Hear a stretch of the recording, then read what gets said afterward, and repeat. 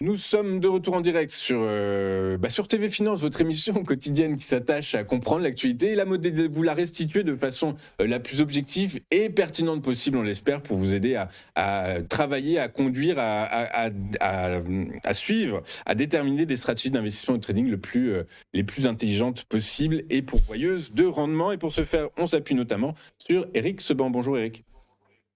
Bonjour. Merci Eric d'être avec nous ce matin. Eric Seban, vous êtes trader, formateur et coach. Vous avez également mis en place le réseau Strafic, qui est un réseau de traders indépendants franchisés. Eric, ce matin, très clairement, sur le marché allemand, il y a deux scénarios qui sont sur la table, le scénario optimiste et le scénario un peu plus pessimiste. Les institutionnels sont optimistes, les particuliers sont pessimistes. Résultat, vous êtes dans quel camp ? Dans le camp des neutres, dans le camp de ceux qui attendent. Alors, non, si j'étais positionné sur le long terme, c'est ce que je ferais, j'attendrais. Parce que la plupart des investisseurs de long terme, c'est ce qu'ils font. Ils sont protégés, on l'a déjà dit plein de fois, toutes les semaines qui précèdent. Et les mois qui précèdent même, le niveau de... L'étude des mouvements sur les options montre qu'il n'y a pas de réduction des protections sur le moyen-long terme. Ce qu'on va constater, c'est un ratio put-call qui va être en baisse, assez sensible. Ça veut dire simplement que le niveau des calls monte par rapport au niveau des puts. La proportion de calls achetés est plus forte que celle de puts achetés. Mais ça veut pas dire grand-chose en fait. C'est-à-dire quand vous avez des achats de calls qui sont en hausse, vous pouvez très bien avoir des participants qui jouent un rebond. C'est le propre des calls, c'est les options de hausse, mais ça peut aussi servir à préparer des stratégies baissières. Donc, c'est pas une information de laquelle je vais tirer quelque chose de fort, surtout que c'est très court terme. De toute façon, ce qu'il y a sûr, c'est que les protections pour le long terme, elles sont déjà prises, et donc il n'y a pas de réduction des protections. Donc, ça veut dire que les investisseurs long terme ne sont pas découverts. Ça se comprend dans le marché actuel. Ce que je vois, moi, c'est l'évolution de chartiste. C'est celle-là qui me laisse penser qu'il vaut mieux rester sur la touche pour le moment parce qu'il n'y a strictement aucune indication directionnelle dans le chart. Le DAX, quand vous le regardez, commence à ressembler à une small cap. Alors avec les volumes qu'on traite, 26 000 contrats par jour, on peut conclure qu'il n'y a pas beaucoup de participants. En tout cas, il n'y a pas les participations de long terme. Il y a des participations spéculatives, évidemment, mais ça, c'est déjà comme ça depuis plusieurs semaines. Ça ne se voit pas dans le graphique, mais il y a quand même encore beaucoup de volatilité intraday.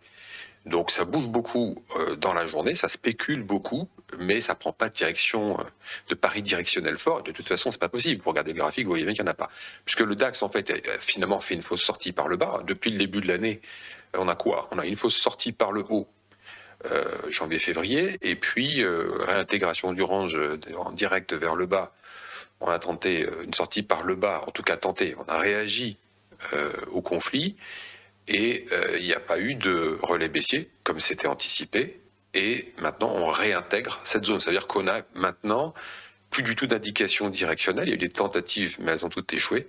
Et on est revenu dans la zone dans laquelle le DAX a évolué la moitié de l'année dernière. Donc plus du tout d'indication directionnelle. Pas vraiment de possibilité de jouer des scénarios sur le moyen long terme. La seule chose qu'on peut faire, c'est jouer des scénarios dans une zone qui est maintenant très très visible, 23 000, 25 000 points, dans laquelle on peut jouer plusieurs scénarios, mais à base d'options, parce qu'on voit bien que le marché, en fait, accélère, décélère, change de rythme tout le temps, et que vous ne pouvez pas tellement travailler ce genre de choses-là sur plusieurs jours, plusieurs semaines, avec des contrats futurs. Donc les options sont bien adaptées, que ce soit à base de call pour jouer des rebonds, que ce soit à base de call également pour jouer des stratégies baissières sur du futur. Bon, on ne va pas rentrer dans les détails de ce qu'on appelle un put synthétique, mais on peut aussi, puisque la volatilité a beaucoup baissé, on est repassé à 17 alors qu'on vient quand même de 24-25, donc ça a beaucoup baissé. Donc réacheter des options devient quelque chose qui a du sens, puisqu'on revient au niveau d'avant mars. On est à peu près sur le même niveau de volatilité implicite que janvier et février. Donc on peut très bien, sur le haut de la zone, acheter des puts pour jouer la baisse, sur le bas de la zone, acheter des calls pour jouer le rebond. Avec des maturités relativement courtes, ça permet de travailler avec une relative sécurité, puisque lorsqu'on a des options, évidemment, acheter, bien sûr, on n'a pas de risque ouvert. Et là-dedans, attendre, en fait, finalement, des indications directionnelles, c'est une façon aussi de travailler dans un marché qui est bien borné dans son évolution, puisqu'on voit qu'à chaque fois qu'on essaie de sortir au-dessus de 25 000, ça ne marche pas. En dessous de 23 000, ça ne fonctionne pas non plus.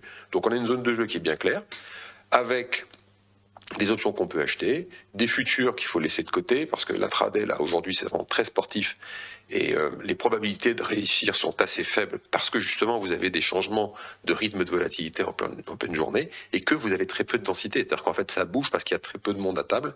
Alors, pardon, excuse-moi pour l'expression, mais il y a très peu de participants. Et donc ça permet au DAX de bouger très très facilement, mais c'est le cas également sur l'or où ça s'est beaucoup calmé. Les marchés sont vraiment en pause. Voilà. Il n'y a que la spéculation qui anime les échanges, avec beaucoup de violence, parce qu'il y a très peu de densité. Ok, très clair, mais bon, quand même, le DAX évolue favorablement. Est-ce que, alors on peut être surpris de se poser la question dans un contexte comme celui-là, mais est-ce que le DAX, dans cette tendance haussière qui est la sienne, pourrait inciter les investisseurs à prendre leurs bénéfices là? Est-ce que vous pouvez, ceux qui sont positionnés sur du long terme, là, est-ce que vous leur conseilleriez de prendre leurs bénéfices quand même? Non, pas plus que je pouvais leur conseiller de faire ça fin 2003 et toute l'année 2024, parce qu'on ne sait pas du tout comment le marché va évoluer. Donc, si vous sortez maintenant, ok, vous sécurisez des bénéfices éventuels, mais si ça continue de monter, vous faites quoi? Courir après le marché, vous pouvez pas. Donc, il faut attendre un rebond. Est-ce qu'il se produira? On ne sait pas. C'est exactement ce qui s'est passé en 2020. Il faut faire attention. Quand tout le monde est sorti du marché parce que justement il n'y avait pas de protection et qu'il fallait sortir, quand le marché a rebondi, tout le monde a couru après le papier. Donc, en tout cas, je parle des pros. Donc non, sortir maintenant, il n'y a pas d'indication, il n'y a pas de signal baissier. Vous voyez bien qu'à chaque fois qu'il y a eu un signal baissier, des tentatives de baisser, il n'y a jamais eu de relais. Donc dans ces conditions, pourquoi se séparer de ces actions qui seront difficiles à racheter si jamais le marché monte d'un cran? Donc qu'est-ce qu'il faut faire aujourd'hui? Si vous avez des actions, vous avez les plus-values, vous les gardez.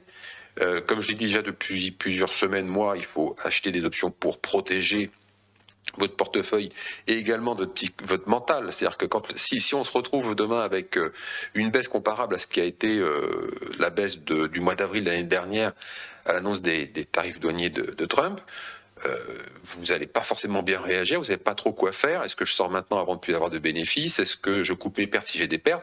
Ou est-ce que je garde? Et on a vu que ça avait rebondi très violemment. Le seul moyen d'y arriver dans ces conditions, c'est d'avoir des protections, c'est donc d'avoir acheté des puts quand la volatilité est relativement basse, parce que les puts s'apprécient quand le marché baisse et les options de baisse, donc elles gagnent de la valeur, au même moment que votre portefeuille en perd. Donc ça fait un amortisseur. Donc c'est le seul moyen aujourd'hui d'accompagner les marchés, de protéger son portefeuille. Ça permet de ne pas avoir à réfléchir à quelle stratégie adopter, parce que des stratégies aujourd'hui pour en mettre en place, c'est extrêmement compliqué, parce qu'il n'y a pas d'indication. Donc la boucle se boucle toute seule. Et donc, vous parliez de tendance haussière, il n'y a plus de tendance du tout en fait. Là, le DAX, on est revenu à la zone de latéralisation de la moitié de l'année dernière. On a réintégré, et puis regardez ce qui se passe. On a eu un gap haussier mercredi, on en a eu un baissier lundi, les deux ont été comblés, et depuis, c'est des toutes petites bougies.